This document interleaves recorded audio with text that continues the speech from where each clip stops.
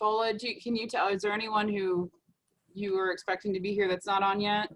Well, Alderman Plufka, he sent me an email this morning. He just sent me a text. He's on his phone because I sent him the link, but he couldn't get it to work. Oh, I wonder if the last three numbers are 394. His 394, that's him. That's Okay, him. well, he's on as an attendee. Okay. So I think everyone's here then. Yeah. Okay, well, I will call to order the February 4th, 2021 Ways and Means Committee meeting. Roll call, please. Chairman Sims. Present. Alderman Gould. Present. Here. Alderwoman O'Neill. Here. Alderwoman Parker Tice. Here. All members are present.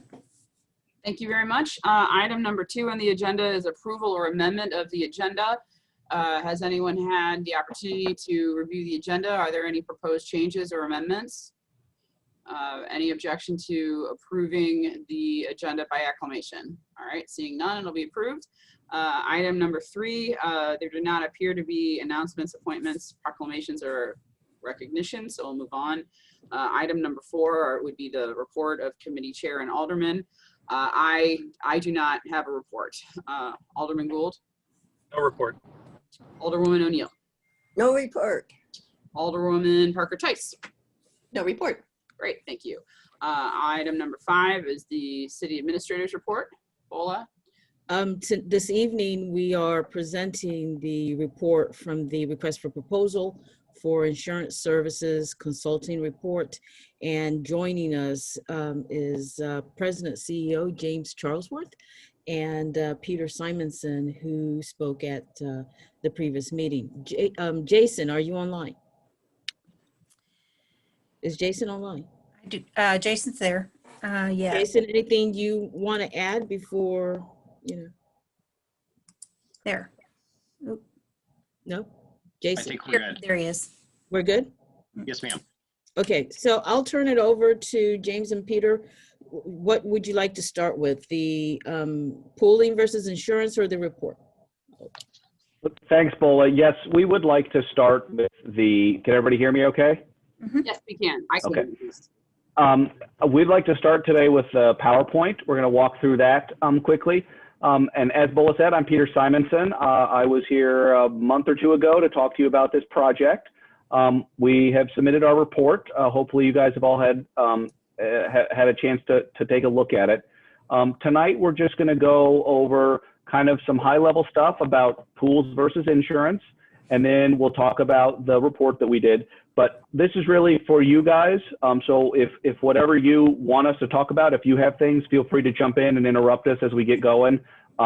We don't want to monopolize the time. This is really for your interest in education. So whatever you guys want to know, feel free to throw questions at me. I did bring the big guns in tonight after last time, so I'll introduce James Charlesworth, the president of Charlesworth Consulting, and he's going to get us started with the PowerPoint. Well, thank you, Peter, and I appreciate the opportunity to be here this afternoon. Again, I'm James Charlesworth. When I talked to Peter this morning, he didn't tell me that this was a formal event, so I apologize for not having the fancy suit and tie.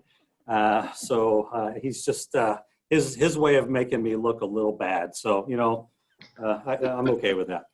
So I thought we'd start tonight. As you know, you've got a hybrid insurance program.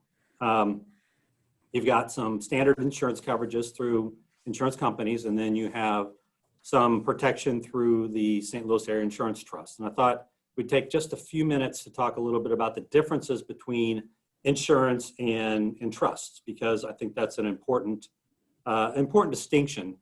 We don't have an opinion for or against insuring pooling. Pooling can be a great solution for members, but it's important to us. We think it's important that you understand them so that you know how they are different, and the benefits, and maybe some of the things to be not concerned about, but to keep an eye on. So what are associational trusts? Most insurance trusts began in the 1980s. In the mid 80s, when you all were in in elementary school, the insurance industry was in a tailspin. Limits were going in half or being canceled, premiums were doubling, and in cities, counties, school districts said, we got to do something. So they joined together, created interlocals, and started self-funding, if you will, part of their risk. So you're sharing your risk with your other members. The good thing about that is you're accountable to your other members and they are accountable to you. You're usually a not-for-profit organization and you don't pay a premium, you pay contributions based on the overall actuarial needs of the trust. And basically you're self-funding your losses to some extent. And you do, the losses of all trusts affect everybody. So it's just a way of sharing risk. So if you look at how they're structured, typically you as a city have a deductible. It looks no different than insurance. And then the trust, Slate in this case, takes on the delta between your deductible and what the reinsurance level is. So it's really no different than what Travelers does or Chubb does. They have a layer of risk in between them and their reinsurance. In your case, that for Slate, it's in the $500,000 range. That varies year to year depending on the market. So your contribution is funding not only the administrative costs to run the pool. You have claims administration, you have pool administration, you have actuarial legal. You have your losses in between your deductible and the excess insurance. And then you've got the premium for the excess insurance. So in a lot of ways, you are a small insurance company. So if you think a little bit about the pros and cons of trust and pooling, one of the great things about trusts is that they can be built for you. The board of directors runs the trust. The coverages, terms and conditions are controlled by the trust, the members. Now keep in mind, you still have to buy excess insurance, so you don't want a lot of gaps between what you're promising your members and what your excess insurer will protect. They also usually have better training opportunities, very honed in to what your particular needs are, not only from a governmental entity standpoint, but a geographical standpoint. And then if losses are low, this is your money. So your money isn't going to an insurance company, it's going to the organization of which you are a member of. And if they're low, you might receive dividends, you might receive premium credits going forward or contribution credits going forward. But on the flip side, if there's inadequate funding for losses, whether they're not covered by reinsurance or the layer in between is eroded, then you can be assessed. And those assessments will live with you forever for the time of which you're in the pool. So if you're in the pool this year and you leave and something happens that occurred this year, but the claim doesn't happen for a long time and they pay a lot of losses they didn't anticipate, you will still be responsible for that going into the future. So insurance companies are a little bit different. I mean, they have to file, admitted insurers have to file their policies with the insurance department. They approve the rates, they approve the forms. It's very consistent from coverage to coverage. If I look at a general liability policy from Travelers and from Hartford and from Zurich or whoever, chances are they're going to be very similar. So there's some continuity there. Besides your deductibles, some policies, especially in workers' compensation, might have audits, but most of them don't. That's really your only risk. There's no premium refund though. Some have dividend plans. EMC sometimes has a dividend plan, but it really is you pay your dollars and you're done. The risk is done. Their financial size can be significant. They have AM Best ratings, and so their potential insolvency is very low. The plan in Missouri for the guarantee fund, if an admitted insurer goes insolvent, is they will pay up to $300,000 for losses. However, if your net assets are over 25 million, you don't apply, you don't have the access to the guarantee fund. And then market trends can have a real big impact on insurance companies. they can just say, listen, and this has happened to me on multiple occasions, they can say, you know, we talked to our senior management, we don't want to write cities anymore, so we're non-renewing you. And you're kind of left high and cold. So, and also you have a greater impact of an insurer has a lot of properties down in Houston, and they paid a lot of losses that can impact us up here in Missouri. So there's a risk and reward to trusts. As I kind of mentioned, the guarantee fund isn't available. If there is a need for additional capital, members can be assessed. But again, you can get dividends or lower costs or credits to future costs if there's a surplus. Now, if you leave, typically in most trusts, if you leave the trust, you do forfeit any dividends that for credits that you may have earned. So joining a pool and joining a trust and insurance is a little bit different. In a trust, you have bylaws and a trust agreement that will have been approved sometime in your past. So you are bound by those bylaws and trust agreements. So we always encourage new governing body members or at least your city attorney to review those on a periodic basis and maybe refamiliarize yourself with that. You do have to get approved by the trust board if to be admitted. And then sometimes you have to fund terminal liability from a prior trust. It's unusual, but it can happen. But usually joining the trust is mostly you have to approve the bylaws, and often that has to be by resolution of the governing body. And I know everybody's always careful about making commitments for future governing bodies, but that's the reality of joining a trust. For insurance, it's simple. You send them a note, say, hey, we want your insurance. They say, cool, and they send you a bill. So it's a lot less formal. But steps to leaving is also important. For a trust, you have to remember, trusts are not huge organizations. They might have 30, 40 members. Some are large, like the trust we work with in Texas has 2,500 members or so. The one we do some, we're talking to up in Minnesota has 1,200 members. Yours is a small one. So to withdraw, they will require a notice. Often it's at least 60 days. I think the Slate one is 180 days, if I remember correctly. And it's often non-revocable. So you have to commit to leave. And that's not a negative to the trust. If I was running a trust, I'd do the same thing. If $200,000 of contribution is leaving my trust, I need to know that early so that I can determine the contribution rates for the remaining members. Often you're barred from rejoining for a few years if you leave. And then again, some trusts, when you leave, you take your claims with you. I don't believe Slate works that way, but there are some where you take your claims.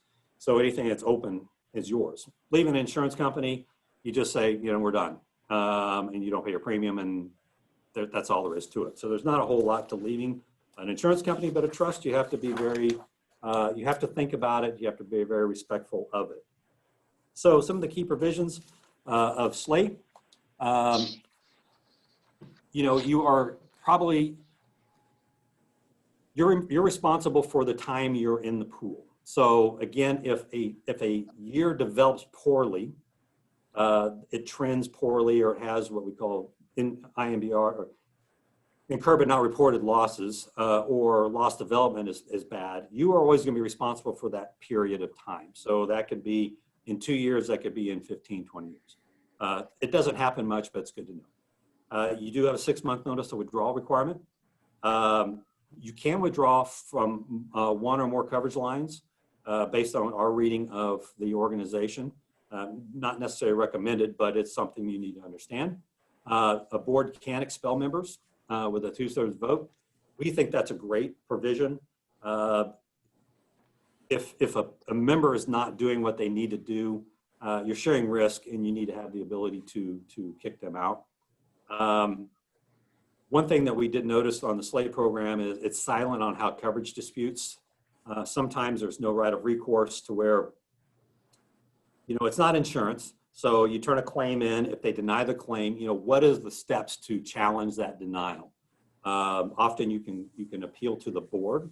At that point, sometimes you can't do anything else. You waive your right of recourse. or it can go into legal action. So that was pretty quick. That was by no means everything there is between the two, but we like to at least explain that a little bit because as a governing body, you need to know this because being in a pool, again, can be a great risk transfer solution, but it's your response. It's a responsibility of the organization to kind of understand how it works.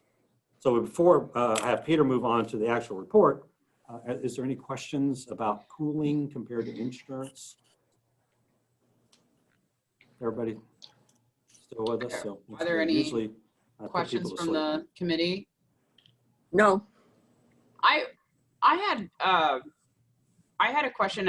When your report was circulated, there was a copy of the bylaws and amendments included. Regarding the 2/3 vote to expel a member, they can't just, they have limited reasons on which they could use that vote. I wanted to make sure I was reading that correctly, and if it's a legal question that should be deferred, I'll accept that. But in my reading of it, it appeared as though the 2/3 of the people of the members couldn't just arbitrarily vote a member out, that it had to be for cause set out in the bylaws. Is that, did I read that accurately? Yes, that's my reading of it as well. Yes. And it's it's tied to, the reference on the PowerPoint slide was tied to the withdrawal provisions. So the risk is you say, we want out of this coverage line and, maybe you don't comply with this. And then they're like, no, you're just out. This is the way I read it. To sort of cut to the chase, in my mind, if we elected or we were considering to withdraw from one of the lines of coverage, but to keep others, that didn't itself alone appear to be a reason to vote us out.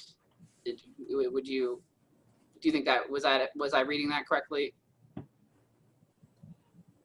I would think it would be highly unlikely. I mean, ultimately the board operates the trust.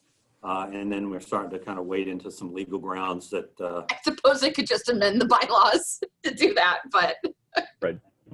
Yeah, boards can always do what they need to do. Mm-hmm. Okay. All right. So there weren't. I did not see anyone with questions. So if you wanted to move on to the next part of the presentation, that would be great. Great. Well, I'll start in, and again, feel free to just interrupt me because I can talk about insurance for hours and everybody will fall asleep. But go into the report. The top line is that the city of Brentwood has a comprehensive program in place that effectively transfers risk from your books to third parties. And those third parties are the insurance carriers and Slate. Those are both methods of transferring the risk from, an uninsured loss that we just are going to pay out of the general fund to third parties. And that's really what any of these methods are, is risk transfer. As James said, you guys have a hybrid program. So the auto liability, the GL and law enforcement liability are all in the Slate program. And then you have private insurance carriers for all of your other coverages. We talked about Slate a little here, so I'm gonna skip over kind of most of the stuff about Slate, unless you guys have specific questions about it generally. Otherwise, we'll talk about the specifics of the coverage. One thing I will add, though, to James's comment about pools, and Slate is no different than this, is a company like AIG or Travelers, they have whole floors of lawyers, and their whole job is to just crank out policy documents. James likes to say that every exclusion or new endorsement that comes out on a policy is because somebody paid a loss they didn't plan on paying. So, we have a new exclusion this year. That means that somebody paid something last year and they had not intended to pay it, and so now there's an exclusion for it. And so, for example, your property policy is 255 pages long, and it's dense. most pools do not operate that way. They're simple, and that's a benefit usually, but that also means that there can be some ambiguities in them because the policy documents are not as regularly updated and they're not as voluminous as a private insurance document is. So as we go through here, we may make some comments. We had some comments that there were some ambiguities in the slate coverage documents. That's not to be interpreted as a knock on slate specifically. That's something that we see a lot of times with pools, is that their policy documents are just not as long. James talked a little bit about the risk of assessment during your time as a member. There is some language in the slate articles of incorporation which seem to indicate that the assessments could be capped at $300,000 per member, but the language says any assessment can be capped at $300,000. So I'm not really sure how that would work if they could do multiple assessments if they needed to raise more money. So there's some ambiguity there. The takeaway shouldn't be the max liability we have here. If we walked away from slate tomorrow is $300,000, but there is that caveat in there that might limit your exposure. So going to the specific coverage lines. Mr. Simonson, can I ask you a question about that? Because I was, I mean, as much, I almost love reading insurance policies as much as you do, but I can be a little thick-headed. So if I wanted to understand the assessment, if portion, would they be free hypothetically to assess us? And I'm not saying they do it, and they haven't. Multiple times in a year, or are we capped at 300,000? And is that an overall cap? Is that an annual cap? What is your understanding of how that's written? My understanding is it's ambiguous. It just says the maximum amount of any assessment shall not exceed $300,000 per member. And it says that assessments can be made by the board from time to time. So they could conceivably do one assessment at $299,000 and then do a subsequent one from time to time. I mean, again, this is sort of a science fiction novelist version, but maybe not. Right. And Alderman Sims, I would comment that having that limit in the bylaws is unusual because at the end of the day, they have liabilities they have to pay, and so they need what they're going to need, or they're just going to close shop. There's a pool in Texas called TAPS, which I thought was somewhat ironic, Texas Association of Public Schools. They did not have their wind hail coverage structured properly. They had a loss and they just filed bankruptcy. And so now you have all these schools with these big hail losses. They have no insurance whatsoever. So, at the end of the day, they're going to need what they're going to need. That's why, in our opinion, it's critical to review, have somebody that's much smarter than me look at those financials annually, and also understand their reinsurance attachment. Let's say that their wind hail reinsurance attachment point is $500,000 per claim because of the hard market. It's now, I'm not saying it is, but I've seen one pool where it went from $500,000 to $1.5 million. Well, that's an extra $1 million that can happen in any given wind hail event. And if we have 2 or 3 of them, do they have the funding to pay those claims? And that's why it's important to especially when you're a pool of only 30 members, it's important to keep an eye on those financials. Now, when I looked at I'm not a financial expert. I didn't see anything to suggest they had any problems whatsoever, and I don't want to imply that they did. But yeah, the assessments they can't happen. They do everything they can not to, because that's not good for anybody. But, and to James's point, a lot of times when we have seen assessments in pools, they're related to property losses, and Slate doesn't offer property. So in that sense, there is some,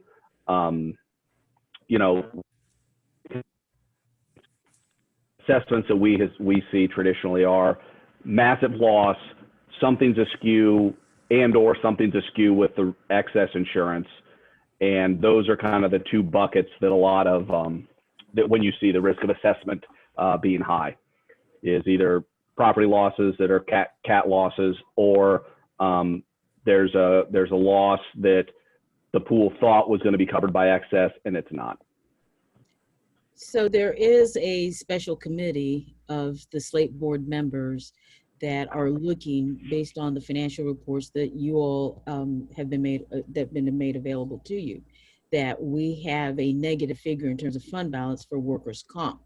So the committee made a recommendation at the last meeting that we begin to look at what pension boards tend to do. So when there is a gap between the percentage that needs to be funded, cities tend to start to have a discussion on how can we close that gap. So we're looking at how we can close that gap. And the recommendation could possibly be over 7 years, over 10 years. There will be a special assessment asked of all the members in a way that each member can afford it. You know, an assessment that doesn't pose financial hardships on any of the members to begin to address that gap. So this is an ongoing discussion that's being held right now. And I'm just sharing that because of the question that you asked. Thank you. I interrupted you with a question. So if you want to, Mr. Simonson, if you want to continue, please do. Thank you. And that's fine. So going back to the Slate documents, two areas jumped out at us. And another thing that's good about pools is they usually have really low deductibles. You know, your deductible is $500 for a GL loss, $2,500 for a law enforcement claim. We did a comparison, just kind of like a benchmarking, and you know, you'd likely have $5,000 or $10,000, maybe even up to $25,000 deductibles if you were with a private insurance carrier. So one benefit to pools is they usually have very low deductibles for their members. And the limits for the Slate policy are consistent with the Missouri tort caps, which are about $3 million. It's a little less, but it's about $3 million, which is where they're arriving at their coverage limit.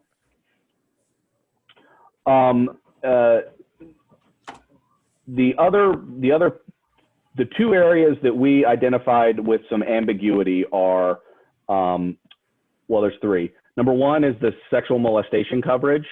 It is excluded for individual employees, but not for the entity, which is typical. So they take it away, but then they give a little bit back. It's either a carve back is what they call it.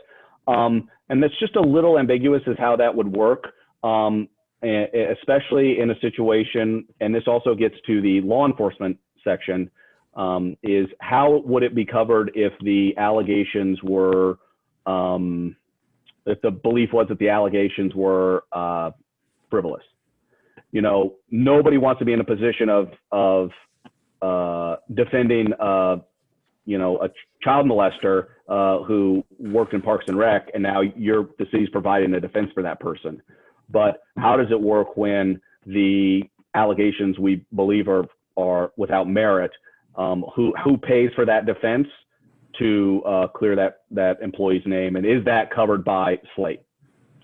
Similarly, law enforcement claims, most private insurance policies will say that a defense will be provided up to the finding of fact for the wrongful act. So looking at a law enforcement claim, let's say there's an officer involved shooting, and the officer may be investigated by the district attorney for whether or not that constituted murder. Likely the city and the officer will also be sued in civil court for damages. The insurance carrier will typically provide for the defense of the officer until there's a plea or a guilty finding in the criminal case, or the officer admits that it was outside the scope of his employment. So there's clarity in the coverage documents. Here, the Slate documents are not quite clear how that would work. So one thing we said is a question for the pool would be, how does that work? Who makes those decisions? You know, who decides when we cut the officer loose? You know, one of the benefits of having an insurance policy that is clear on that is that that's not a decision that the board or the governing body of the city have to make. You know, it's out of their hands, and so they can rely on somebody else to make those decisions. And again, I'm not saying that there's not necessarily coverage available there for the officers that are involved in officer-involved shootings. It's just not clear how that defense would be provided and under what conditions it would be. James, do you have anything to add to that? No, I don't think so. You know, we see it happen quite a bit. It can be we get a lot of, we don't get a lot, but we've dealt with, you know, claims of inappropriate frisk during an arrest. You know, we don't want to leave our officers out without a proper defense when they're just doing their job, but somebody thought they took it a little too far. And it's not, again, this isn't a criticism. It's just something that we like these type of things to be understood up front, so that when they do happen, everybody's kind of going the same direction. So there was, I know there's been some conversation about the exclusion in the slate policy for class actions, and that's kind of what I'd like to lead into next is there's an exclusion for class actions in this policy. One thing to consider is that whenever the entity... Mr. Simonson, our city attorney is motioning to, it looks like he wants to say something. Yes, I'm sorry to be so slow, but with regard to the question of what coverage there is, particularly with an officer-involved shooting and such, and your concern of ambiguity or uncertainty in the document language, doesn't the trust's administration of that policy in previous instances indicate how they construe that? So they have covered officers under those kinds of circumstances. Doesn't that provide a context for construing the provisions in the coverage? That's a very good point, and yes, they would. And presumably, if there have been a rash of denials, claim denials for officers, I would assume you guys would have heard about that either through your involvement in the pool or just in the news that a lot of claims that, and again, it's not the claims being denied, that the defense is being denied out of the chute. We're not even going to pay for an attorney to defend this guy or gal. All right, so it would appear that the trust management and its members have some confidence as to what they believe their defense obligations are. Is that correct? Yeah, presumably. Okay. And one other point that was made earlier, just for my clarification, when you're talking about the assessments, and Ola referred to current discussions about some future assessments for some stability, these decisions aren't made by the insurance czar in California or Hartford. They're made by the board members here who represent the owners, insureds, Right. and owners of the trust, correct? Absolutely. Yep, it's your pool. You're the members. Okay, thank you. I appreciate that. Yeah, Thank you. and to Sorry butt your in. first point, I agree with you. You know, I'm not a lawyer, so don't throw me in jail for practicing law without a license. But, you know, I don't know, you know, if it's a legal precedent versus, you know, a historical handling of a claim. You know, what a future board might pivot on and do differently is really anybody's guess. But I think you're right that the history has set the tone on how those would be handled. But again, this is not an insurance contract. It's a coverage document, and it is subject to change and how it's handled in the future. But I think you're spot on. You know, that's going to be relied on heavily for any future actions, is how it's been handled in the past. Thank you. So class action time. So we did talk about class actions, and they are excluded under the slate policy. It is almost impossible to, we can't, if we don't have a crystal ball, so we can't tell you exactly how a claim would play out. But it is important to note that you guys have multiple coverages with different, you have some with Slate and you have some with XL Caitlin, which is the provider for your professional and employment liability. And how those two policies mesh together is very important when you get a claim. So the general rule of thumb is if you get a claim that you think might be covered under either one of them or both, turn it into both, and that's the best practice. Law enforcement is covered under the Slate documents, but how they define law enforcement activities, it might be slightly different than how the XL Caitlin professional liability policy defines it.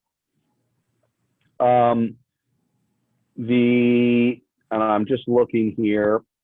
So for example, and I pulled I'm sorry, but it might be different or it is different? It is different. It Oh, says okay. that the XL Caitlin policy excludes law enforcement activities, but states that this exclusion does not apply to claims arising out of administrative functions or activities relating to the enforcement of the municipal code.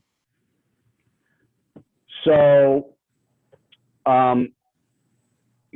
it's possible that you could have a claim, let's say a class action's filed related to municipal court practices or something like that.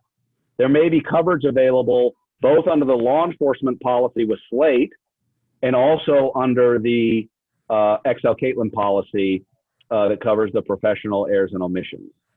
And there is no exclusion for class actions under the XL Caitlin policy. So it could be excluded under your class action exclusion under Slate, but it could be covered under the XL Caitlin policy. So how those lawsuits get pled, what they look like, is really going to be fact specific, and it's going to depend on what policy they would be covered under. But municipal court practices, bias policing, those sorts of things are pretty wishy-washy, and they could fall under either policy. So I think the takeaway is if you get any of those types of claims, file them under both and see how they take them. That has been the Slate board practice. Well, it'd be the entity's practice. It'd be Brentwood's practice to file, because you'd file with Slate and file it with the. But that's the recommendation to all the members for right. those Okay. cities to file with both. Right. The XL Caitlin policy does have, and I'm spinning over to this one now. This is Has a question. Could I ask a question about that? I'm not a lawyer either. So so you file under both places. So are you implying, I don't know if that's Peter or Bola, but are you implying that we sort of do have class action coverage because of the coverage we have with XL Caitlin? Or I guess I'm a little confused about, could there be a class action case that wouldn't be covered from XL Caitlin? The XL Caitlin policy covers types of claims. It covers types of risk. It covers employment law, public officials practices are the two primary ones. So if you had a class action that was related to those activities, then it would likely be covered under the XL Caitlin policy because there's no specific exclusion for class actions in that policy. If it was related to specifically law enforcement activities, narrowly tailored, or general liability claim, then those would go under the XL or under the Slate policy. There is a specific exclusion in the Slate policy for anything that has a class action. To kind of clarify, the professional liability is a wrongful act policy, and class action in itself is not a wrongful act. It is a vehicle of combining allegations into one big one. So, it's really on the professional liability policy, it really is what was the wrongful act that is alleged. and then is there coverage for that wrongful act? And that's what is always confusing about class action, because you can say, well, if I get 3 claims that are exactly the same filed individually under, say, the law enforcement, there's coverage. But if they group together and file it as a class action, there's no coverage. That it seems, it's not uncommon, but for my non-legal, somewhat challenged mind, it's hard for me to kind of connect those dots, and maybe I'm missing something, but that in itself just seems a little, it's hard to predict coverage when something that would be covered, but it's filed as a class action, is not. So, and maybe the city attorney can educate me a little bit on that more, but for the professional liability, it really is on the wrongful act and what was that wrongful act.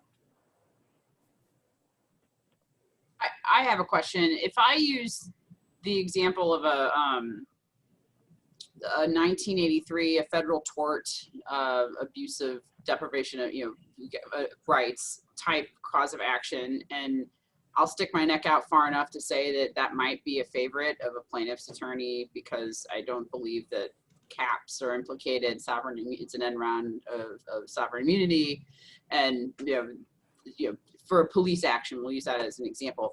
How would a claim like that, who handles that claim? I mean, and I don't even know if it's possible to have a class action 1983 claim. I mean, who would, under what policy would that fall, or could it be both? And I mean, how would a claim like that be handled? Just because I think that would be a favorite lever to pull to sue a city. So generally, if it's a federal lawsuit, it's for the 1983 action, and it's going to be based on, let's say it's an unlawful detention or a constitutional use of force violation, they would and it's an individual plaintiff, then they're going to file that as a federal lawsuit. And if it's related to law enforcement activities, the first place you're going to go is your slate coverage. Now, if they say, oh, by the way, in addition to that, we're suing the entity because they have a custom and practice of violating everybody's rights, and they throw all that sort of stuff in, then you may say, oh, that might be XL Caitlin. Maybe we should put them on notice, because now we're talking about the entity and we're talking about their official policies and practices. That might be a little different than your clean law enforcement claim. So that's not really a very good answer. And that is one, again, not that your situation is bad, but some insurance carriers and some entities we have, they have basically what they purchase on the insurance market, what they call a package policy. And it's everything under this, it's all coverages under one policy. And so these conversations don't matter, because it's traveler's problem whether they put it under this line item or that line item. The deductible is the same, the limits are the same. It's a package policy. We don't have to worry about it. This is really kind of a unique issue to the slate pool, because you don't have some of these lines of coverage, these liability lines of coverage, as part of the pool. Well, let me ask a question in a different way. If the wrongful act is a pattern of, let's say, for example, ticket writing that targets minorities by the police, is that police liability or the XL Carlin professional liability coverage? I'll venture to answer. I would say that's coverage.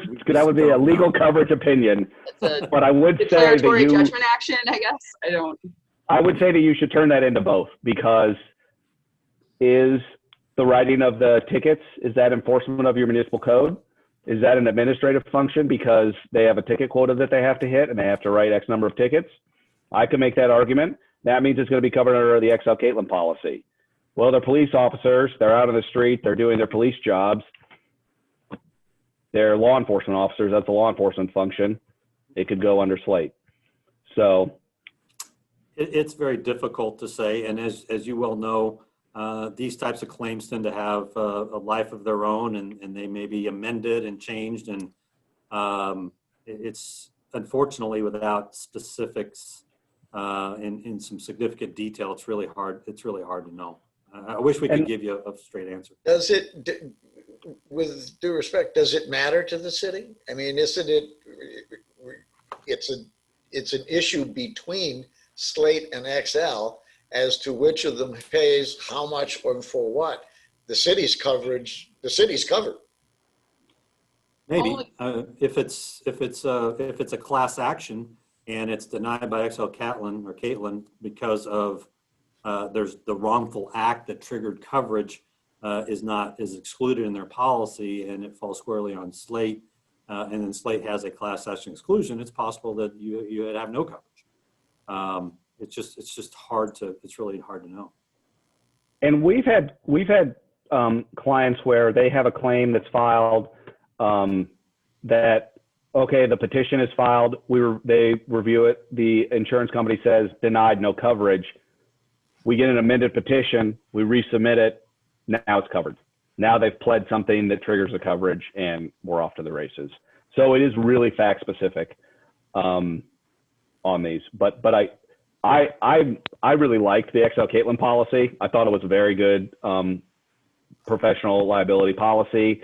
It's very broad. It has a lot of the stuff that we like to see in it, and it also has some coverage for non-monetary claims, the defense of non-monetary claims, which are usually excluded. That's a good benefit. It's basically free money. You get a land use issue or a zoning thing or eminent domain. Usually those are always excluded. There's some money available here under the XL Caitlin policy for defense of those claims, which is pretty unique from what we see. So they would pay for the defense of those. And so, and I kind of would have thought that so much of municipal land use is common. So you're saying that under the I don't know if it was XL Caitlin that I wanted to have a pig farm in Brentwood, and I asked for a rezoning, and that was denied. And I'm saying that their denial of me was a violation of law. But I'm asking for an order saying that they must give me that rezoning, but that's not necessarily a monetary claim, that there would be some coverage for that. Did I understand that? Yes, there could be coverage for that under this policy. Almost across the board, any insurance claim, to trigger coverage, you have to have like monetary damages.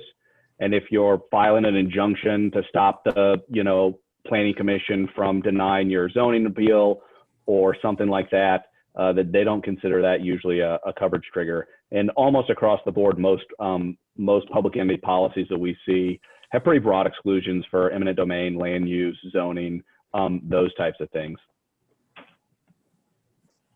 We would submit both on a case like that. And I think Mr. O'Keefe could probably share a little example of an item of municipal land use, where a business did ask for rezoning that was denied at ARB and Board of Adjustment, and as a result went to circuit court. Is that correct?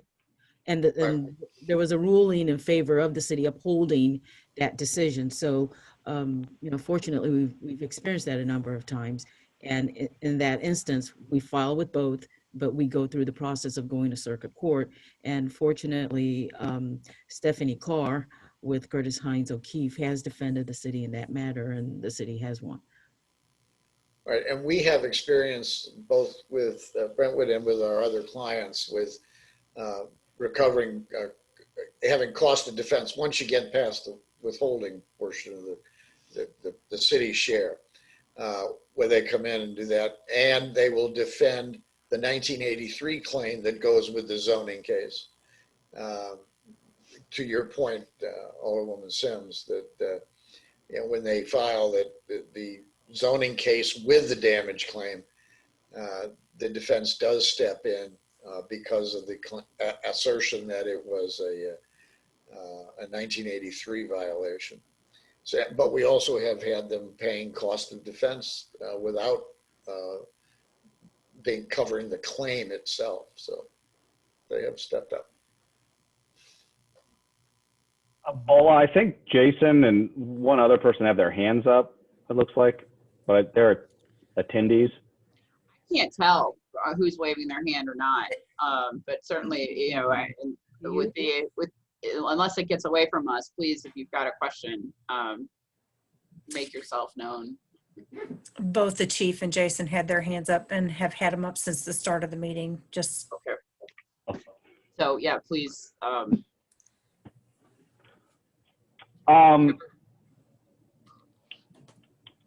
Whoever speaks first gets to ask. Yeah, I can't tell. So I think we've kind of talked through the liability pieces here. I would like to have a little time. I'm sorry.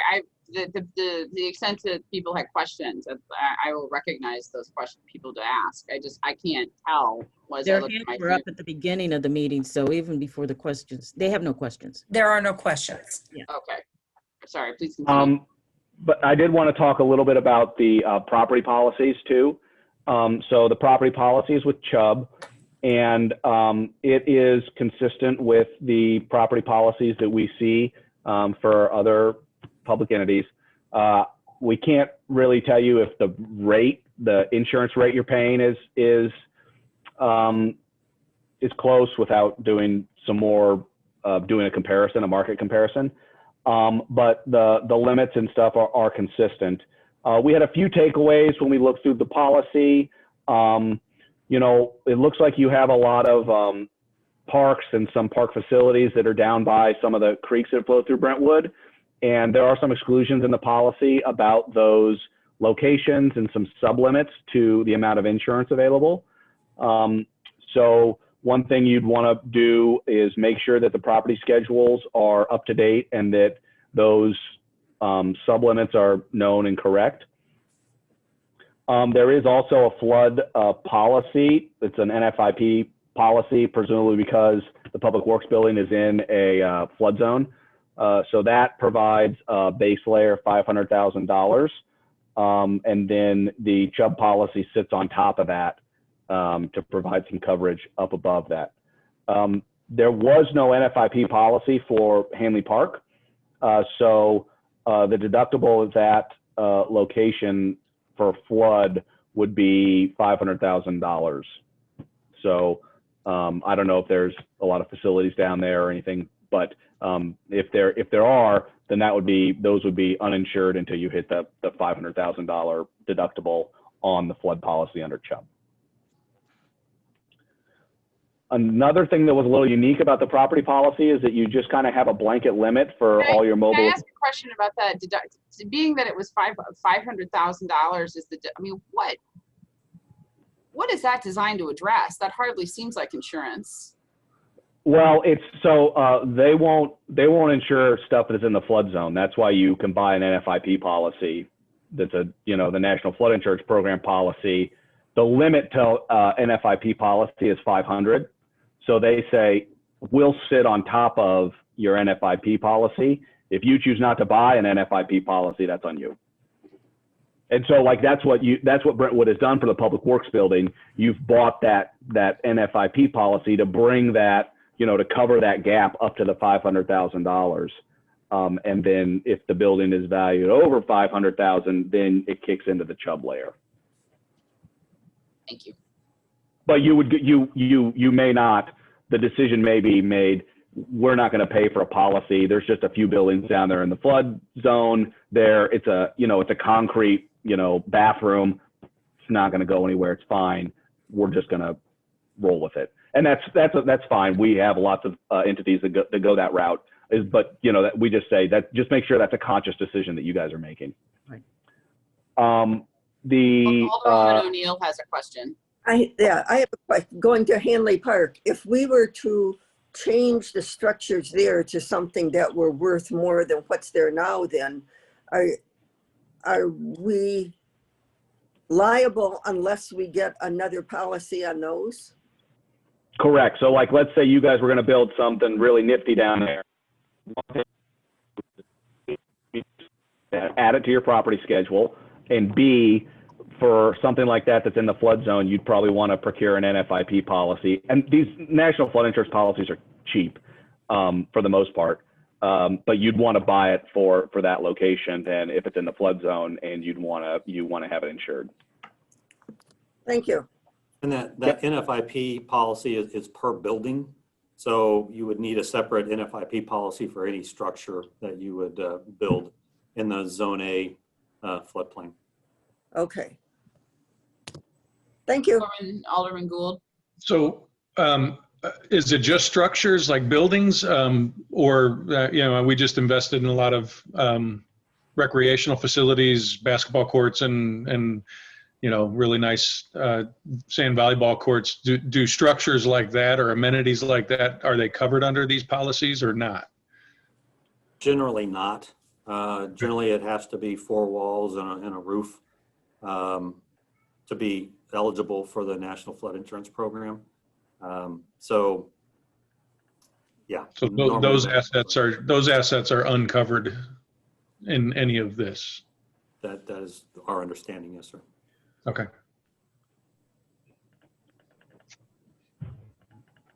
Some policies have a specific provision that talks about outdoor property in the open. Doesn't look like yours has that. I'm looking at my spreadsheet here. It didn't have a specific sublimit for it. But your cause of loss down there is likely going to be a flood. And if your sand volleyball course gets flooded out, there's not going to likely be insurance for that cause of loss. And I've seen that before with other entities. But yeah, that's likely not going to be covered.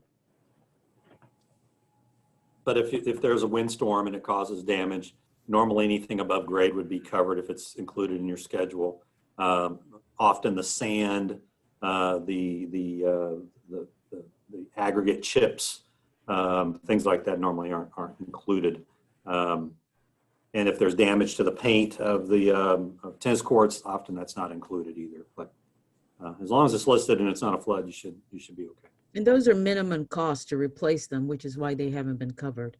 If you recall the flooding August of last year, where we had risers and things moved around in Northwest Park, those are minor items that we could easily fund to replace. And I think that came back to the board on one of those COVID release requests. So that's how we've covered those in the past. So your auto coverage is, your personal auto, you just have one policy. It covers the property damage to your vehicle and the liability. Here it's split. Slate covers the liability piece and the property piece is covered under your Chubb property policy. One thing I did note on, or 2 things I did note on that. The first is that you guys have a physical damage deductible of $2,500 per vehicle per occurrence. So if 2 vehicles hit each other, that's $2,500 for the total. Okay, $2,500 per occurrence. For hail, though, for a hail loss, you have a flat $50,000 deductible, regardless of the number of vehicles that are damaged. I'm sorry. Physical damage is $2,500 per vehicle per occurrence. 2 cars hit each other, it's $2,500 per car. So you're $5,000 on that accident. For a hail loss, it's a $50,000 deductible, regardless of the number of vehicles that are damaged.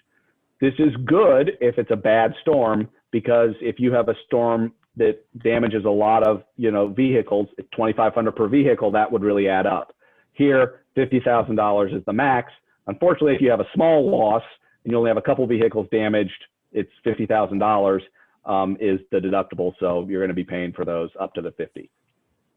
But it's good that we like to see a cap on those losses, because hail can be a huge catastrophic loss for auto losses. And so the fact that it's capped is I think a good benefit on the policy. The downside being that if you have a minor loss, you're going to be out some money because the deductible is high.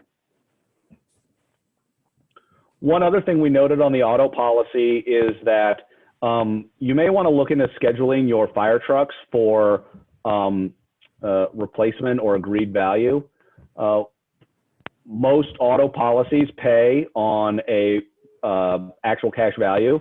So, you know, if you're in a wreck, your Geico or whoever, they may total your car, and they're not going to replace your car with a brand new car. That can get sticky when it's a fire truck and it's a $750,000 vehicle.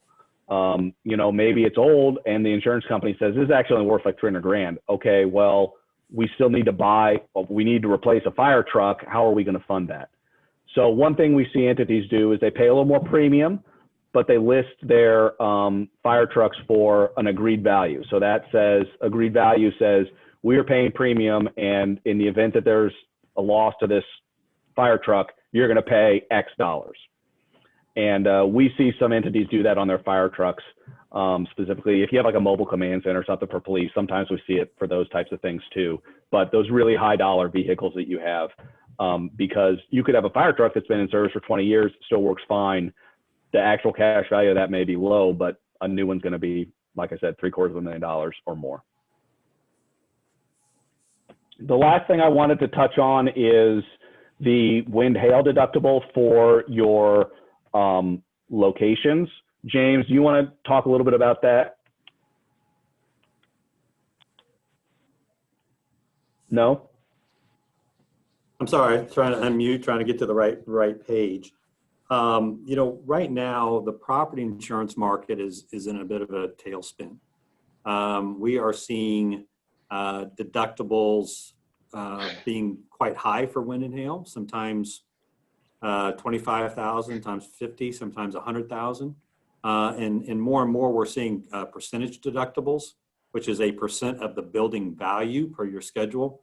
And often that can run anywhere from 2% to 5%, which doesn't sound like a big number until you think about that half-mile wide, 5-mile long windstorm that comes through and causes damage to a lot of facilities.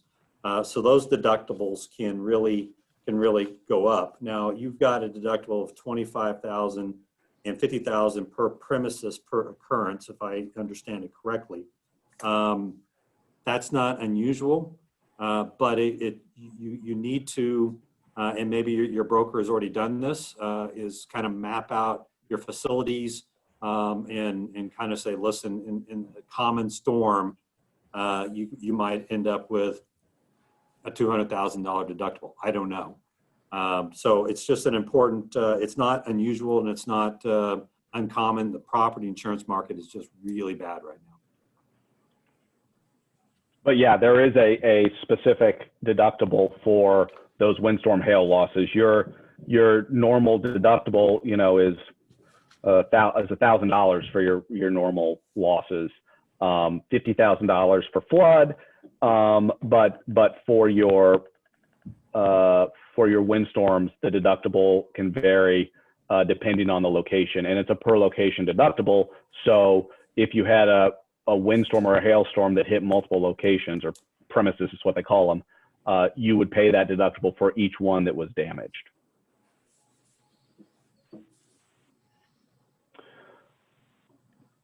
I'm not going to spend any time, unless you guys want me to, on what I'll call the minor policies, the crime, the fiduciary, and those sorts of policies. I will just say you guys have done a great job on your cyber policy.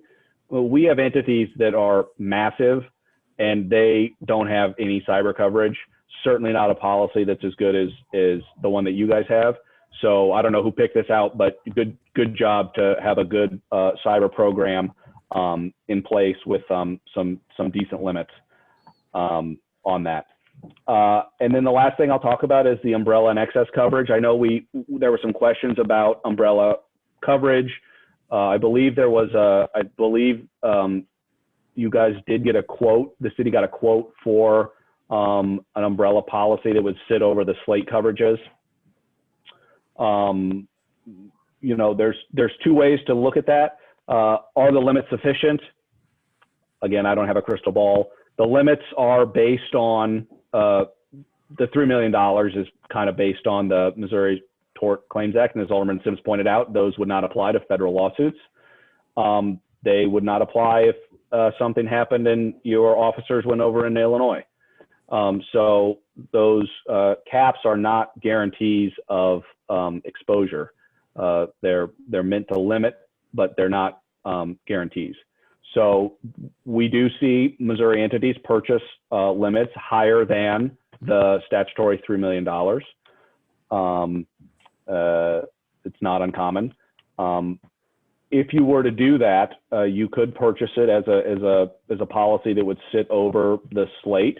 But another avenue is to, again, going back to the idea that you're members of Slate. If the members want higher limits, then that's something you could talk about as members with your other, with the other cities and say, should we raise the limits of the pool? How will we do that? Do we want to do that collectively and bring those limits up? Because again, anytime you have multiple policies or multiple layers, there's always a chance that they don't line up perfectly and there's a gap, you know? And then the other part would be, I don't know if that umbrella policy would be able to sit over both the XL Caitlin and the Slate policy. They may not want to do that.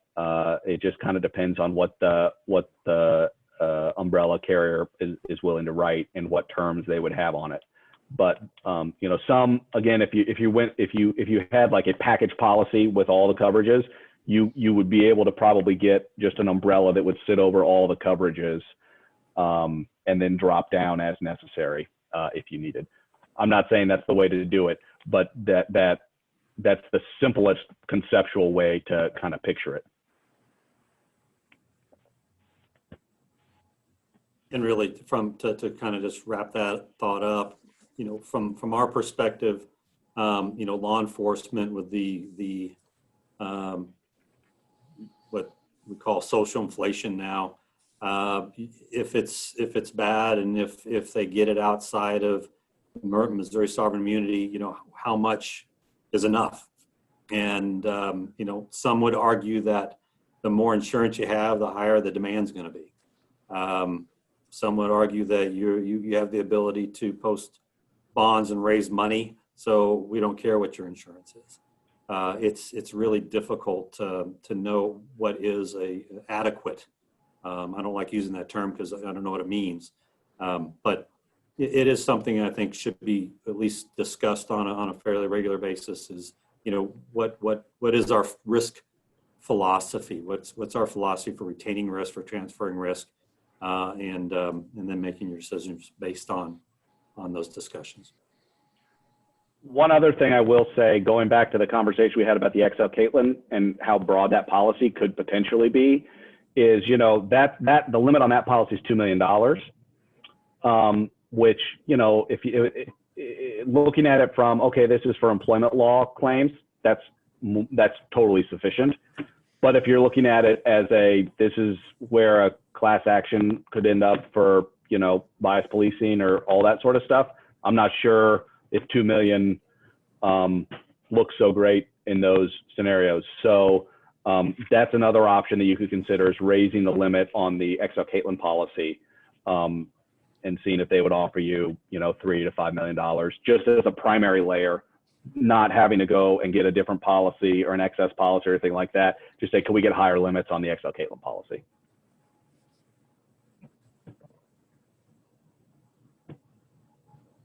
Do you know whether there is coverage or would it be available now with regard to business income or I guess for a city, sales tax disruption in light of recent events? Great question. Most policies do not consider loss of tax revenue to be a claim. Some policies will have a specific provision in there. You can also purchase that coverage. For example, I think, is it Osage Beach, James, that has a policy on that for the outlet mall? Yeah, the first one we did was Osage Beach for their outlet mall. But it's important, and we do get it for clients if a smaller city has a Walmart or a Home Depot and a big chunk of their sales tax revenue comes from that facility. But it still comes back to what is the cause of loss. And And most of those policies are limited to your typical property losses. A fire, a windstorm, something like that destroys the Walmart or the Sam's Club. And because of that, we're going to miss out on X dollars of sales tax revenue. Well, let me jump through it. What about a massive pandemic, the likes of which have not been seen in 100 years? Yeah,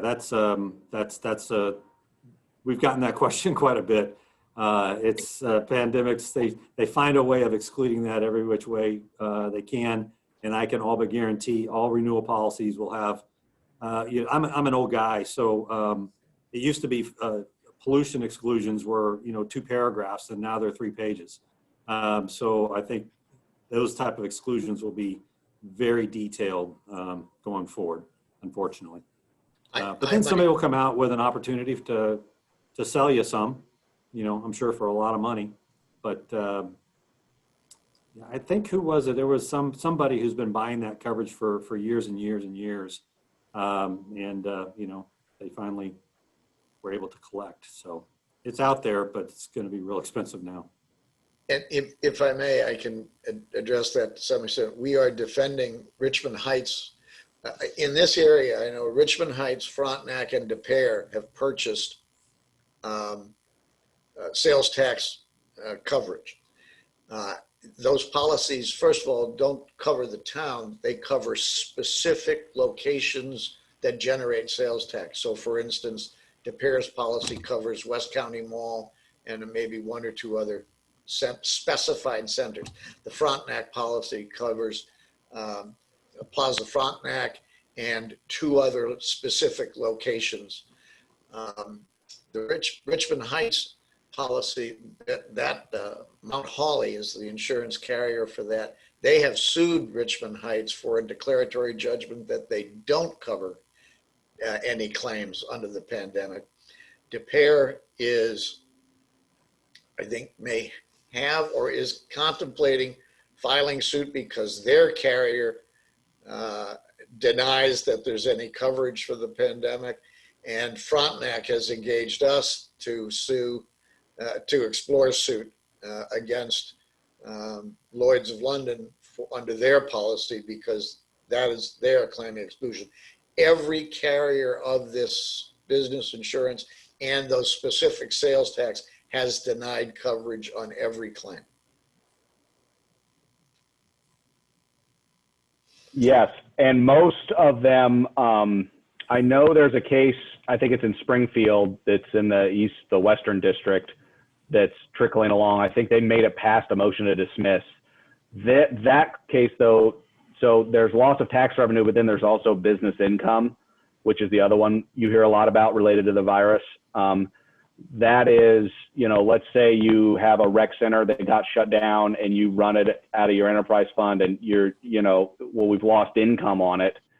Not tax revenue, but income, business income interruption. There is usually coverage for that. But again, getting back to what James says, most policies say you have to have a covered cause of loss, like a fire, something like that, and being closed down because of pandemic, not making much headway on that. But those lawsuits are trickling throughout the country. But your business income and your business interruption coverage is limited to the profit that you make. And most cities, it's not like the pool is a huge revenue stream. We're not profit enterprises, so that coverage has limited value to most of our public entity clients. And those policies are written for damage to the location, and they're all say the damage of a virus maybe being around there doesn't qualify. It's physical damage to the premises, which prohibits them from conducting the business that generates the tax. Yeah, and to that again, I would like to see somebody make the argument that they can document a individual or individuals with the disease stepped foot on, touched, or did something within that property to where you can make a bodily injury or property damage claim. But again, that's just me trying to find a little wedge. I don't think that would be very coverage. difficult to scare up a witness that had COVID-19 and walked into Trader Joe's. Yep, I think you're probably right, but I'd always be curious. I'm curious to see how it comes. I wish I could tell you there's coverage, but we're just gonna have to wait and see. That's all we have. Are there any other questions, concerns? We really enjoyed doing this project with you, with you guys, and enjoyed our conversation both tonight and at our previous meeting. You know, going forward, if you guys do have any follow-up questions, we're happy to address those as they come in or as you think of them. Does anyone, Alderwoman Tice? So I have just some general questions about like what our next steps are going to be. And then I also have some slate questions. I don't know if you want to take them now or if you want to wait. I don't know, or I don't know how you want to continue with the meeting, Sunny. So. Well, I am mindful of time, and I think that this is a piece of a larger conversation. What now, what next? How do we digest this information, and what are the appropriate steps to take or investigate the steps? So I'm inclined, but if someone feels strongly about going into the late hours of the night, I'll hear those. I'll hear that argument. In terms of sort of what now, what to do, I think we need to have. I'm inclined to put that off to another meeting. It's not as if we are in a position to change our insurance between now and March, and we had a lot of good information tonight. So I'm inclined that to the extent you have informational questions of Mr. Simonson or Mr. Charlesworth, I'm inclined to let's hear those, but maybe we can reserve the what next questions to the next meeting, because I think there are that'll be a very, I actually was hanging on your every word. I found that this to be a very interesting topic, and what to do with this information. I'm inclined to take that up next meeting, or maybe it takes more than one. So if there's no objection to that, to the extent you have questions about the report, or any of its attachments, let's hear those tonight. But in terms of what we do with that information, I'm inclined to take that up at another meeting, because I think we'll be here until 9 p.m. Yeah, I agree with that. I do have one question I would like to ask them if but in terms of the philosophical questions of what to do with this information, let's take up later. Perfect. Ask away on the other things. Okay. So my question is the pool size that this is. You mentioned some super large insurance trusts in other places. What do you think about the size of this? Is this a reasonable size of a trust to adequately disperse the risk? Yeah, I think it's adequate size. I think that is really a board decision as to what they want the trust to look like, now and into the future. We work with a workers' compensation trust on the Kansas side, and I think they've got 15 members, and they haven't changed in forever. They're happy where they're at. It's running great. So, sometimes bigger isn't always better. It just is bigger. So you're not a large trust by any means. I don't think you're too small. To me, the bigger question is it too small? Because that's when proportionally things get out of whack. But I don't see that for Slate from our standpoint.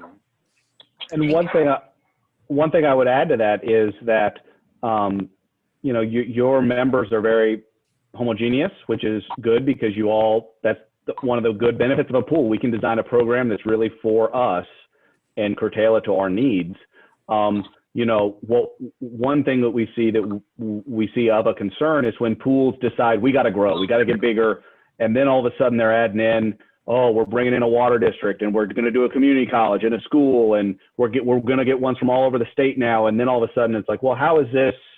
This is really changing the risk profile of the pool. And what are we doing to do that? Or are we just adding members to get more premium dollars, or are we being deliberate about how we're growing?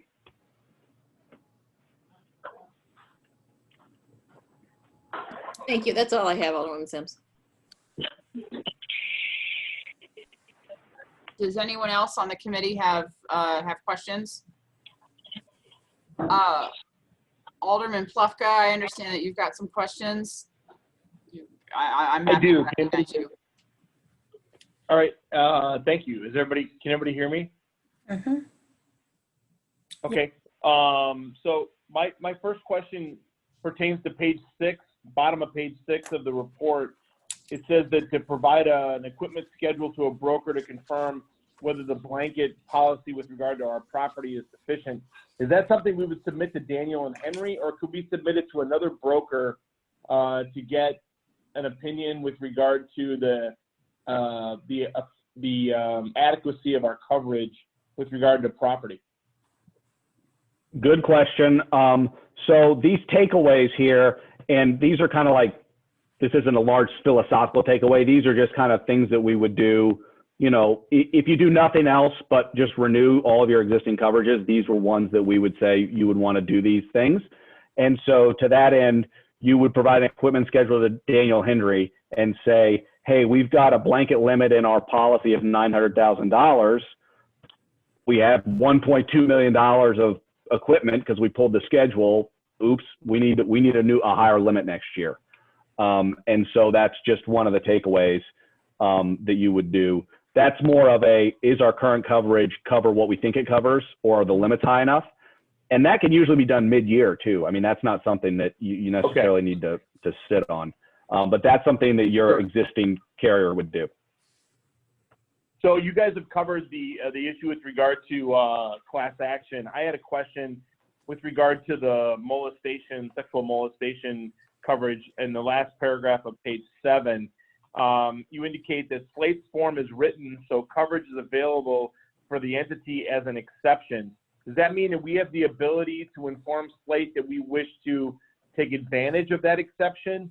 And would we then ensure that with an outside line, or would Slate, through their broker, provide us coverage or more specific coverage for that kind of liability? Good question. What we mean by that is that it's called a carve back, and how the insurance geniuses write it is everything's covered unless it's excluded. Okay, it's excluded, but we might add it back in. So what this means is you have an exclusion in the Slate policy for sexual molestation. An exception to the exclusion is coverage for the entity. So let's say you have a Parks and Rec employee who is sued for sexually molesting somebody, and they named an entity for negligently hiring them or whatever. You would have coverage for the entity under the Slate policy, but not for the individual named employee. Okay. Peter, if I can, all right. I think to clarify a little bit more, I think what you might have been asking is that carve back, I mean, can we reject that carve back and then go seek out separate molestation insurance in its own policy form? Was that part of the question? Yeah. It was, yeah. And I think you could.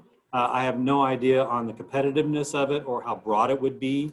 I don't know if Slate would give you any kind of a premium credit for that.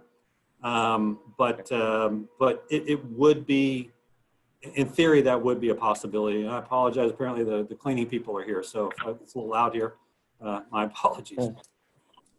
No, so my final question, I appreciate that. And I wanted to say too, to Peter and to everybody at Charlesworth, this was a great, I mean, I kind of agree with Sonny. I'm kind of a nerd when it comes to these kind of policy conversations, and this report is really well done. I like the fact that it's so thorough and lays out in non-jargon terms exactly what our problems might be and what are good aspects of our association with Slate, and what are the things that we would need to try and talk about in the future. I think it's a great document for, as Sonny just mentioned a minute ago, jumping off and having a larger conversation. So my last question is, the XL Caitlin coverage is limited to 2 million, and as you point out in your report, the statutory threshold or the statutory limit for sovereign immunity is 2.9 million. So is that an area where, and you kind of touched on this already, but is that an area where we might acquire specific umbrella coverage, or is that something that, because of our association with Slate, we might not be able to obtain that additional coverage, and the way to go would be to try to pressure Slate to increase that coverage to the $3 million limit?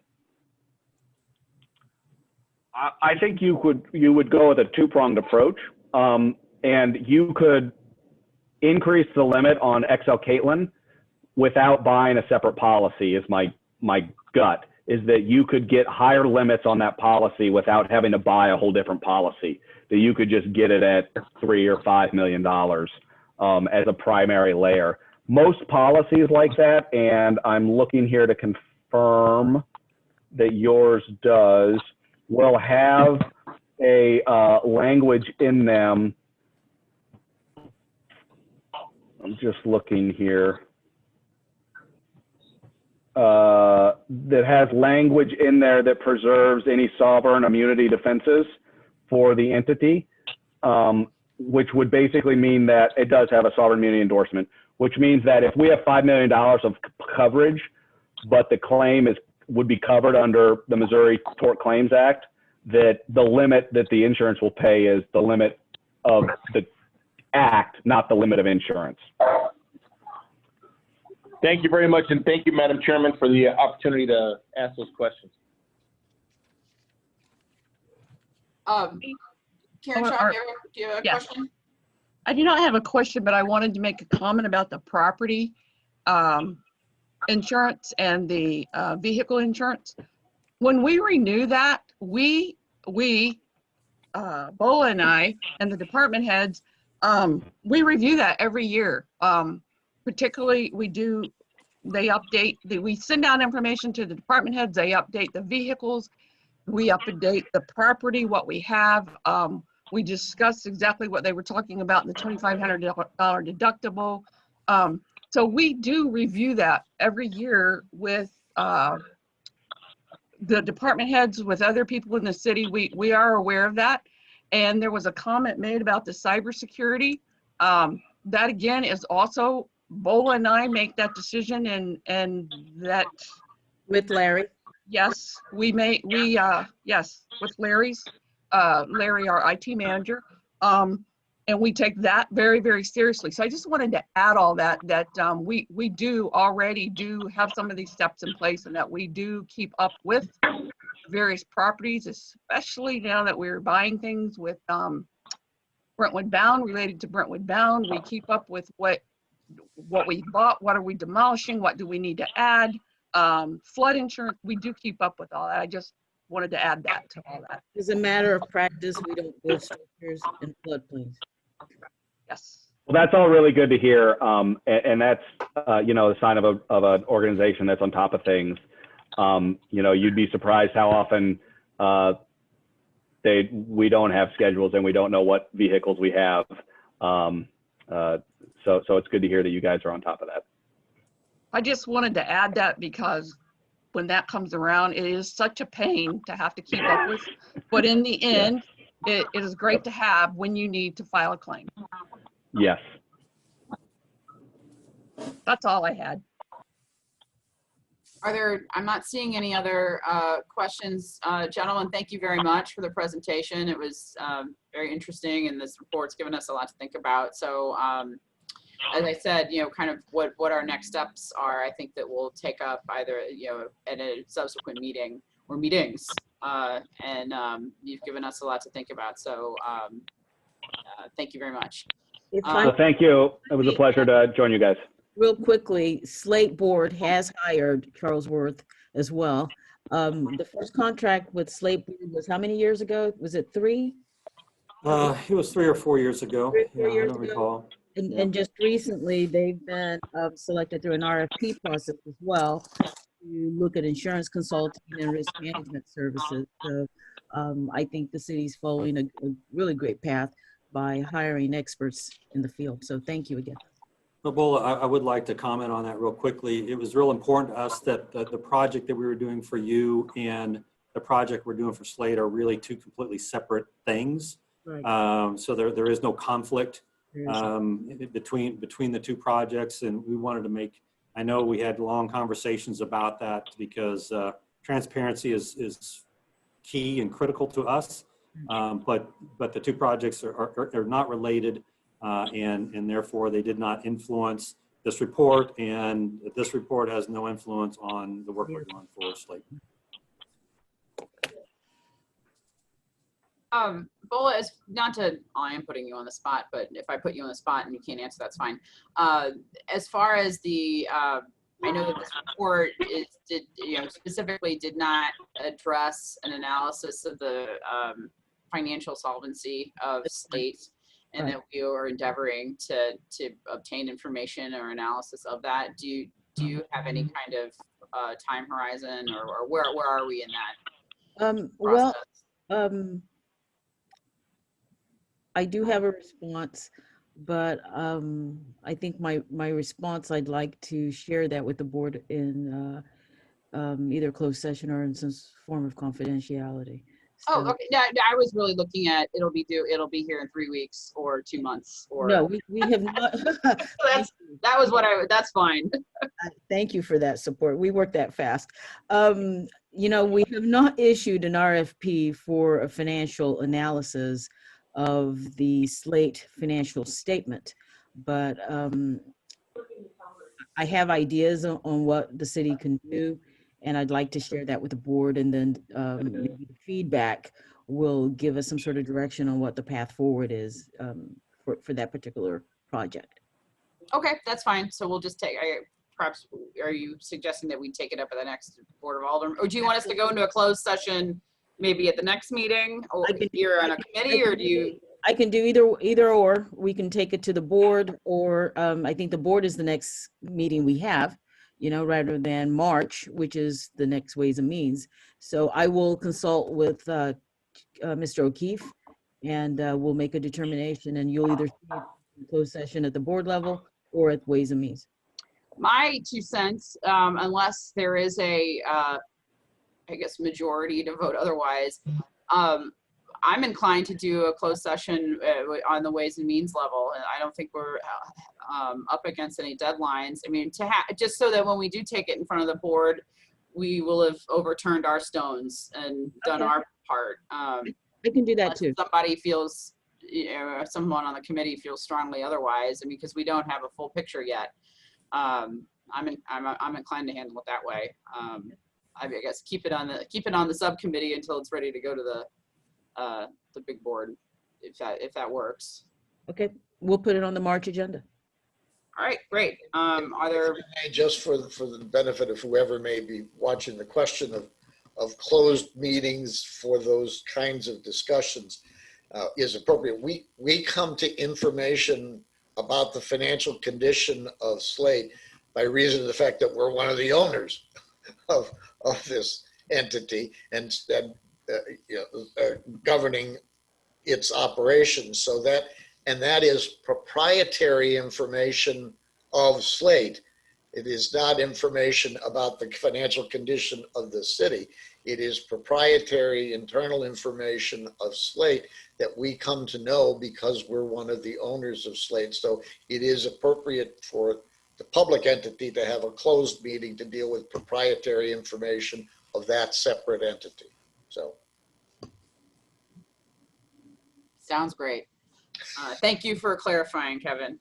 All right, I think we are ready to move on. But again, thank you, gentlemen, for that very comprehensive report. Thank you very much. And so moving on to item 6, department reports. 6A is the Slate workers' compensation premium reimbursement. Who's got that? Jason. If I may, while you go on to that, if I may, I will take my leave of you as well, unless someone has a question for me. Could you stay? We have an item coming up, actually. Oh, I'm sorry. Yep, okay. Item number, Is it the New Year's holiday? 9A. Sorry, Kevin. You were this close. Just when I thought I was out, she dragged me back in. I always try to do this Evelyn Wood style, so I know we're running late. Kevin, don't go anywhere. Bola, are you taking 6A or whomever would be? Jason is Oh, here. Jason, sorry. Do you have me unmuted? Nope, you're open. Okay, good deal. Well, I think this is somewhat timely because it ties into the report that we just received. This is basically one of those disbursements that they had referenced in that due to a review of all of our workers' compensation premiums. We're actually receiving a distribution in the amount of $11,808, and finance ultimately adds that to the budget. There's really nothing beyond just notification to the board. Just wanted you to be aware that these funds were coming in. Does anyone have any questions for Jason on that topic? Okay, I'm seeing none. Refunds are great. Thank you. And if there, Jason, is there anything else on that topic? No, I actually have the next item too. Okay, So. yeah, 6B is the New Year's Day holiday for 2022. And this is just a minor thing. It's more of a notification rather than anything else. The city observes 10 fixed holidays and 1 floating holiday. Typically speaking, our holidays are observed if they're fixed to a calendar date and they fall on a Saturday. We typically observe them on a Friday. If they fall on a Sunday, we observe them on a Monday, just like everybody else. In 2022, the holiday for New Year's Day is actually a Saturday, which would then, if we followed our normal protocol, would have us observe it on the Friday, which then throws an additional holiday into 2021 and causes a payroll kerfuffle. So the easiest way around it would be just to simply forego our normal policy, if you will, and observe it on the Monday. And I'm just wanting to give the board plenty of notice that this is something that we noticed as we were going through the holidays and mapping them out for 2021 and 2022.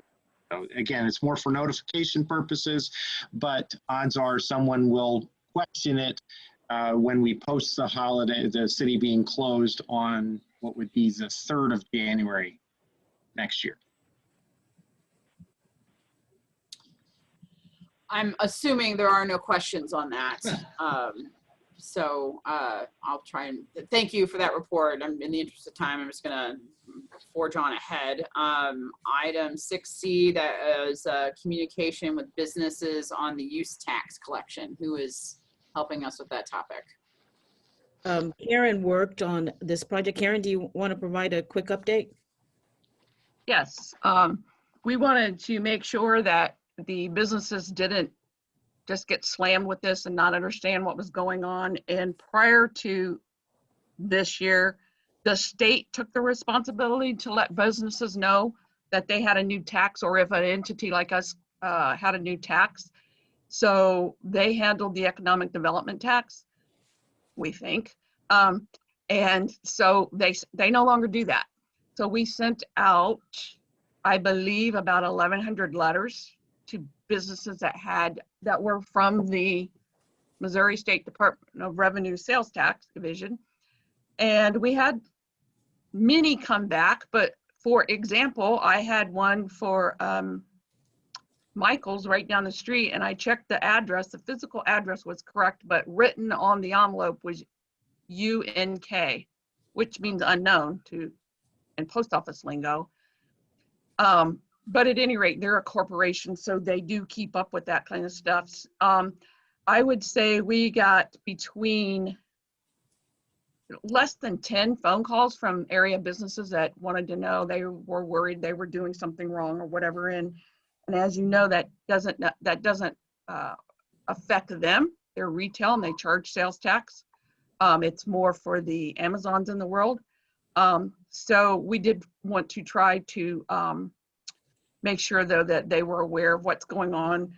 And I will also say at least 2 of the businesses said to me on the phone when I called them back, they were very appreciative of that tax because they felt like it helped their business. That now online retailers would be having to, it leveled the playing field. I think that's what one of them said. So that's basically it in a nutshell. Thank you. Are there any questions on that topic? I'm not seeing any, so we'll move on. Item number 7 is the consent agenda. Alderwoman Sims, I have a question. Oh, okay. Quick question. How do we know if businesses are collecting the tax? Are you talking about the new tax? Well, Yeah. forget the use tax, but like the economic Any development tax? sales tax, any tax. The Like, how do we economic- know? We have Cook and Riley who help us with sales tax, and they have been monitoring that for us and have actually caught, I don't want to say caught, but found some errors. And it 9 times out of 10 is reporting error on the part of the business.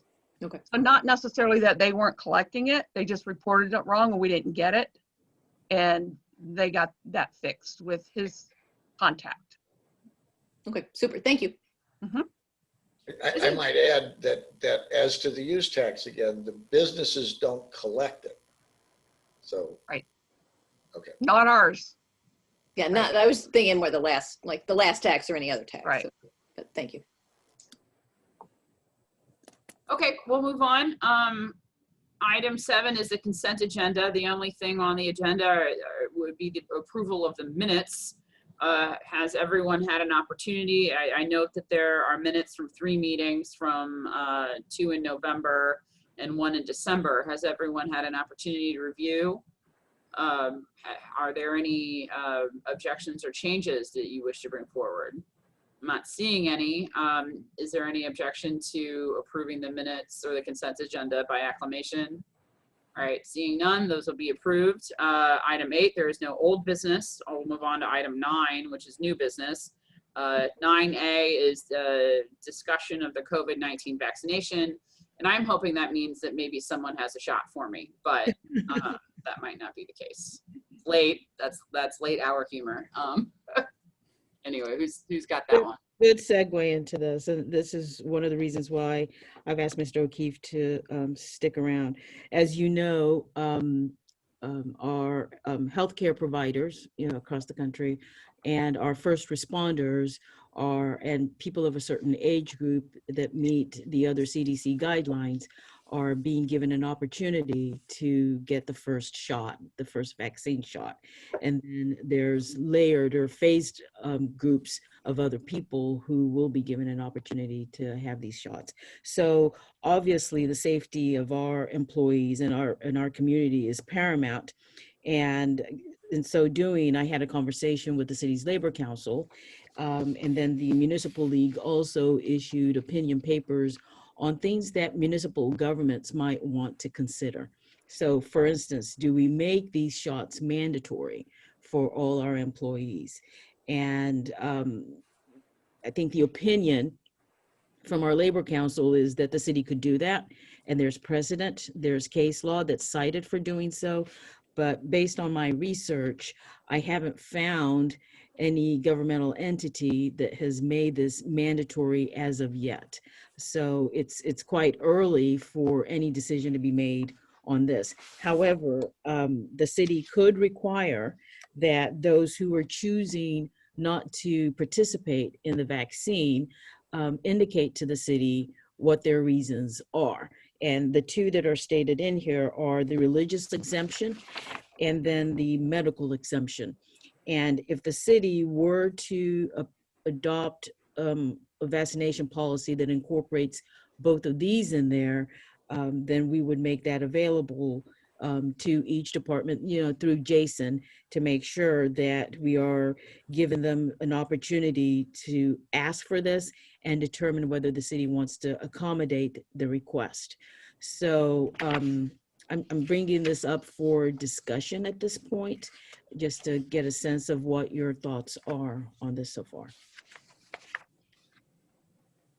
Well, I'll go. I'm for this. I think that unless you have some protected reason to not get the shot or get the vaccine, I think it should be a requirement. Our citizens may have no choice but to come into our city hall, even though they may not want to, or they have an application or they have a ticket that needs to be addressed. And so I think we have an obligation to make our city as safe as it can be. So I thought this was a very appropriate course of action. So I'm for it. Does anyone have any questions? I'm not seeing any. Are you needing a motion from us to approve it? Absolutely. So I guess at this point I would entertain a motion to approve the policies as to the COVID vaccination as discussed here and provided in the agenda. So moved. Second. All right, there was a motion by Alderwoman Tice and a second by Alderwoman O'Neill. Is there any discussion? I'm seeing no questions. So at this point, we'll take a roll call. Okay. Alderwoman Chairman Sims, yeah. Okay. Alderman Gould, Yes. Alderwoman O'Neill, Yes. Alderwoman Tice. Yes. Motion carries by a vote of 4-0. Thank you. Okay, great, thank you. Then item 9B is the fiscal year 2020 budget amendment.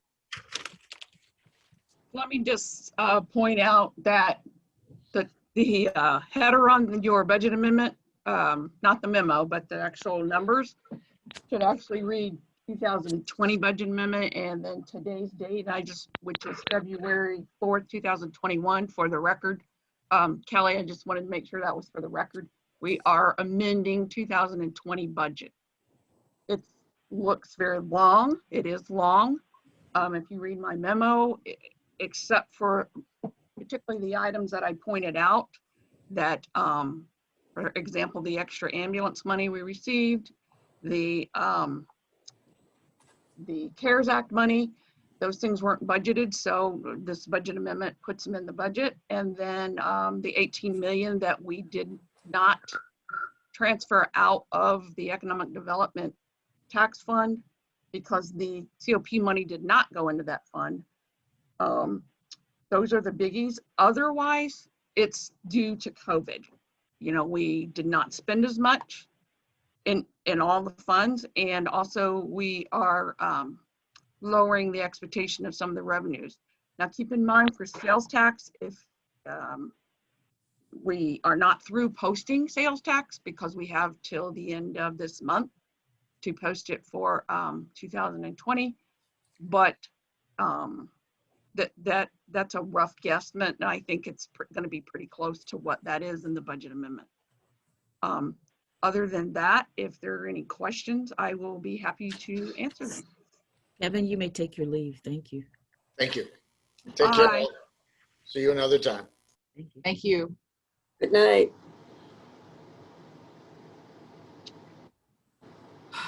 Does anyone have any questions on the proposed amendment? Alderwoman Tice? I have two questions. First is, I think this is sort of an easy yes. So the second half of the CARES Act money will be coming in this year, so that will be part of the 21 numbers. Yeah, so we didn't put it in the budget for 21 because we don't know for sure if we'll get it. So it's not good to put it in there and depend on it to balance the budget and then not get it. So we did not budget for it. Okay, but it is, but presumably yes. Okay, that's what we were told. Okay, Yes. and then I'm looking for it now. In their municipal operating, What's the employee benefit? I guess it's the second page of this municipal operating. Right. Out of that, it's the second page, and it's the very first one. The very first one, more employee, more use of deductible. Yes, 6065. That's the employee deductible that is 75% reimbursed. So we have to fund that, and it's called ASSIFlex, and that's where it comes out of. In addition to when that same account number is where we put payroll deductions for people that pay for their health insurance. And this particular, in 2020, we don't have to pay it if nobody uses it. And there were more that used it. Okay. It's part of the reason that went up. Thank you. Anything else? Are there any other questions? All right, well, I'm not seeing any. So I'm assuming that you need a motion from us. So at this time, I chair to entertain a motion to approve the budget amendment for the 2020 approved budget as discussed here tonight. So moved. So moved. All right, there was a motion by Alderwoman Tice and a second by Alderwoman O'Neill. Is there any discussion? Seeing none, we'll take a roll call, please. Chairman Sims, Yes. Alderman Gould, Yes. Alderwoman O'Neill, Yes. Alderwoman Tice. Yes. Great, motion carries. Are there any citizens in the gallery who wish to make a comment? That's item 10.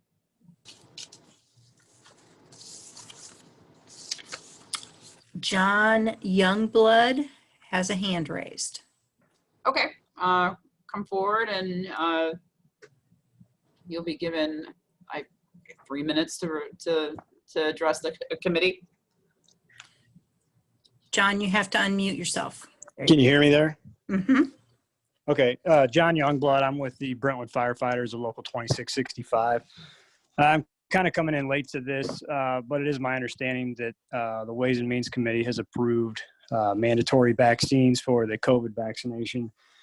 I just want to say that, I don't believe there's been anybody who has mandated this vaccine in the St. Louis region. That's fire departments, fire districts, hospital settings, even the military.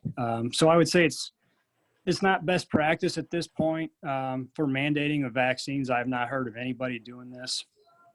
Our department, I believe, is at 76% of our members being vaccinated, which is, from what I've been told, is a much higher number than places around us. So, we would just ask that the city would reconsider making this a mandated vaccine, just due to the fact that it's a new vaccine and we're seeing numbers improve and give our members the ability to decide what's best for them. Again, I don't know of anyone that has mandated this vaccine, so we would just appreciate you to take that into consideration. Okay, thank you. Is there anybody else? There are no other hands raised. Okay, well, at this point, at long last, at almost 7:30 in the evening, I'll entertain a motion to adjourn. So moved. Second. All right, all those in favor say aye. Aye. All right, great. Thank you, everyone, for your attention. I think it was a good meeting, as long as it may be, but we got a lot to think about. So thanks for the hard work. Thank you. See you soon. Good night, all. Good night. Good night.